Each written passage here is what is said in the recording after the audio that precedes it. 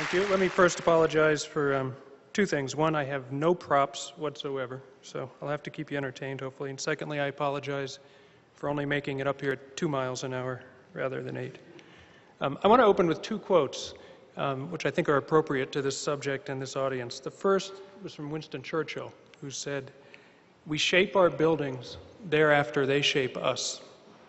And the second one is from an author named Bill Vaughan, who said, "Man is the animal that intends to shoot himself out into an interplanetary space after having given up on the problem of an efficient way to get himself 5 miles to work and back each day." Now, he also said suburbia is the place where developers cut down the trees and then name streets after them. He's an interesting guy.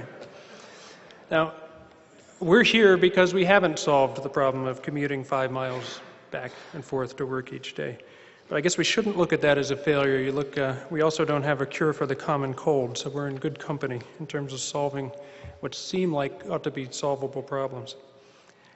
I want to agree with Dean certainly on one fundamental issue here, which is defining, or the need to rather redefine, the problem we're dealing with. And I think it's important that we look at transportation really as a symptom and not as the underlying problem. Transportation decisions can be right ones or they can be wrong ones, clearly. But either way, they're a means to an end. And especially with a group like this, we have to focus on much higher levels.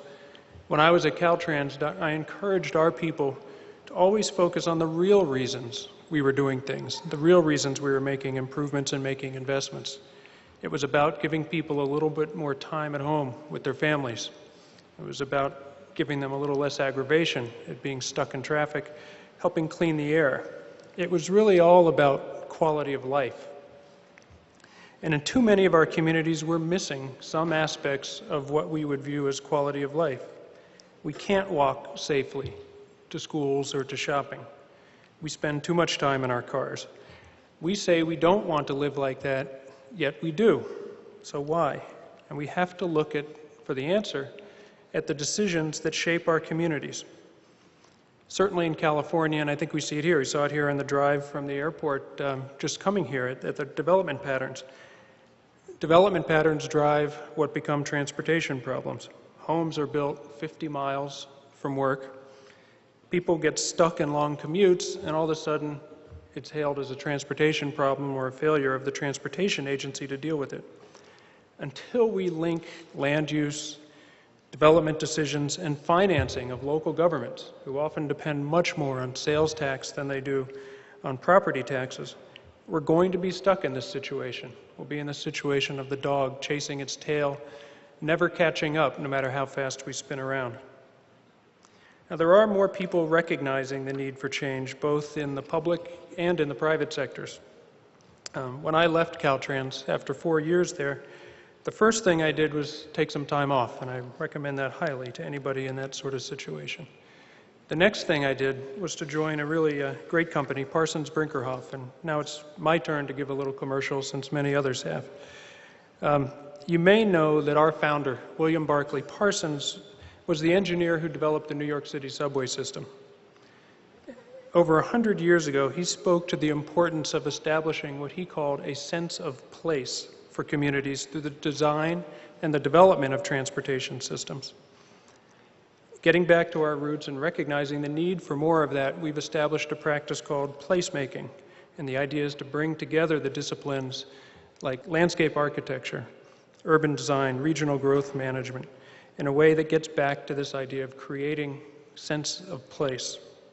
And I'm proud to say we're playing leading roles across the country, from things like connecting a downtown to its waterfront in Sacramento to developing transit-oriented development in suburban DC.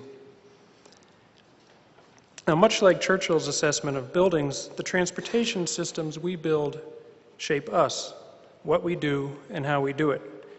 In California, there are more registered vehicles, far more registered vehicles, than registered drivers. One reason we have so many cars is that the transportation systems that we built over the last decades gave us no choice. Now, I'm not going to bash highways, and I think Dean said it well. We need them. They serve a great purpose. And we have to recognize that our highways, along with Transit systems, rail, and other modes help to keep our economy moving smoothly and help us go about our daily lives. And a lack of mobility has very real consequences. There's no question that we as a country are underinvesting in infrastructure, and transportation infrastructure is a key element of that. The real debate should be over what the right type of investment is, not whether we should be making investment, and have that discussion both at the policy level and then at the ground level. Well, one of the problems we've had over the years is that our focus has been on building transportation infrastructure with very little focus on how it performs, and that's catching up with us. As an industry, we need to work hard on managing transportation systems and managing demand. Earlier it was mentioned an area that's very important for us to deal with. There's a lot of well-deserved concern about the growth in SUVs, both in number and in size. There's similar growth in SOVs, the single occupant vehicles. In typical situations, almost 80% of all vehicles are SOVs. Many of those people driving by themselves, stuck in traffic, would love to join up with somebody and get out of the mess. So why don't they? It's either because they don't have an available option, or maybe because they don't know that they have an option. Today, people make decisions about where they go, when they go, and how they travel, and they do so with virtually no meaningful information. There's been a good amount of discussion about the role that technology can play in new vehicle types. One of the things I would hope that people here would also do is look at the use of technology to help get people information so that they can make better decisions. Technology fundamentally changed